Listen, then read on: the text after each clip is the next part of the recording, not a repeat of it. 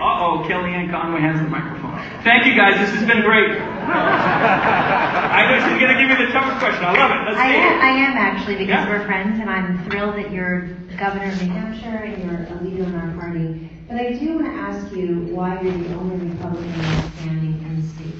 So you didn't run for Senate against Maggie Hassan, so we'll have to suffer her for 6 more years. A, why didn't you do that so we can have majority control? Yeah. B, why did the Democrats win 21 state legislative seats? I want to make sure that in states like yours, where we have popular governors reelected to their 4th term, that we're building the bench. Yeah. That you have to shape legislative leadership that you need to get your agenda through. So tell us the rest of the New Hampshire story. I would love to. Look, I have 2 congressmen and 2 senators, and I've never had a single one of them be Republican. Now, out of 3 out of my 4 terms, the House and the Senate are run by Republicans.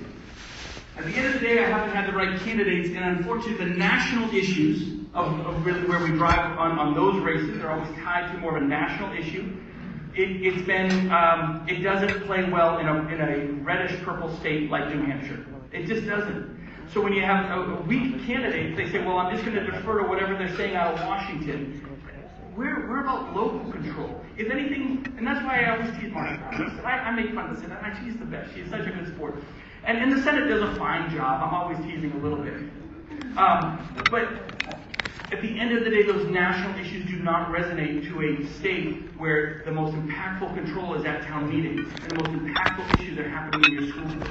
So when we have candidates that just repeat what they're hearing out of Washington on the Republican side, it just doesn't translate. It's not genuine. If you can't be genuine, if you can't look someone in the eye, why do we have the First in the Nation primary? Because at the end of the day, we want to look you in the eye. We want to know you as a person before we even get to policy. I mean, the running joke is, hey, are you going to vote for Joe Biden? Well, how do I know? I've only met him twice. Right? I mean, that's what makes it, because we have to meet you time and again. You got to earn it person to person. Too often, our Republican candidates are very, I don't want to say lazy, but they fall into a trap. You can do it in other states. You can get there, but not so much in New Hampshire, of just saying, well, this is the national issue of the day. I need the national help. We don't raise a lot of money in New Hampshire. Remember, we have presidential candidates literally begging to come into our living rooms and meet us and our neighbors. We don't ask. We don't pay for that privilege. They pay us. So there's not a lot of money to be raised. So there is a big reliance on outside dollars into a small state like New Hampshire, and we get overwhelmed by it on Democrats. I don't know if that's the best answer you want to hear, but we just have candidates that just haven't stayed true to what I think makes New Hampshire. But every state's different. You gotta know your audience. You gotta know what plays in your state. I just haven't had it. I'll just be blunt, the candidate quality. I mean, I had General Don Bolduc as a U.S. Senate candidate. I'm sorry, the guy was freaking insane. He was a great man that served this country. A great man that started talking about mental illness in the military before anybody else was doing that. But when it came to being a political candidate, my God, it was nuts. Couldn't get it.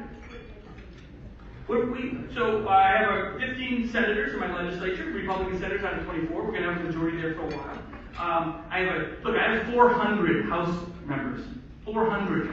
They get paid $100 a year. It is truly a citizen government. Now, I used to have 230 members. I used to have Democrats running it. Do you know what the split is right now? 201 Republicans to 199 Democrats. Are we stuck in gridlock? Nope. I still get my conservative agenda done. Even when Democrats were running the legislature, I still got my tax cuts. Look, negotiating with Democrats is easy. It really is. Anyone who says they can't get stuff, Democrats, you can give them a little of this to get a lot of that. Right? And you can always find a way to do it. And you got to make results through it. Let me tell you a quick story. This was a funny one. Democrats are running the House. In 2018, everyone got wiped out in New Hampshire. All Democrats except me. And so I'm dealing with a very strong Democrat House and Senate. And I brought them in early and I said, what are your priorities? This was early in my session. They gave me a list of their priorities. Now, fast forward 6 months, we're negotiating the budget. You're not getting your tax cuts. You're not helping these businesses, Governor. We're not going to let you do it. Oh, really? Okay. I said, well, what do you guys want? I want tax cuts that help the entire state. Well, I remember you guys talking about SNAP benefits. Benefits that help these really low-income families with food and things like that. And I said, yeah, but you would never give us an increase in SNAP benefits. I said, sure I would. You bet. You want that? Because all your advocates would love it if you walked out of the Republican governor's office and got that big win. They said, yeah, we'd like that. I said, well, just give me the tax cuts for the businesses. They said, okay, we'll do it. So they walked out of my office, they were so excited, they were so happy that they got this minor increase in SNAP benefits. Meanwhile, I got tax cuts for every business in the state. Because I don't have sales and income taxes like the last tax that we had. By the way, lowest poverty rate in the country. It cost me nothing to increase SNAP benefits. But I was willing to give them a little bit of a political win, of a talking point, so they could go out and say they got something out of the tough Republican governor. Who cares? At the end of the day, my state was so much stronger for it. There's always ways to negotiate. And I'm sorry, I'm going to hit the former president again. Don't tell me 4 years ain't enough to get stuff done. I got to get elected every 2.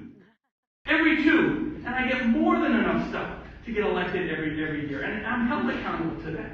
So we got to hold our elected officials accountable. I don't care whether you're on the school board, the governor, the president. We hire you to get, I'm going to say that word, we're hired to get stuff done. Get out there and own it. Negotiate. Even if the Republicans are doing, who cares? Give a little, get a lot. It's not that hard. It's not rocket science. And this idea that we get stuck with this gridlock, I don't buy it, man. There's always a way to figure it out.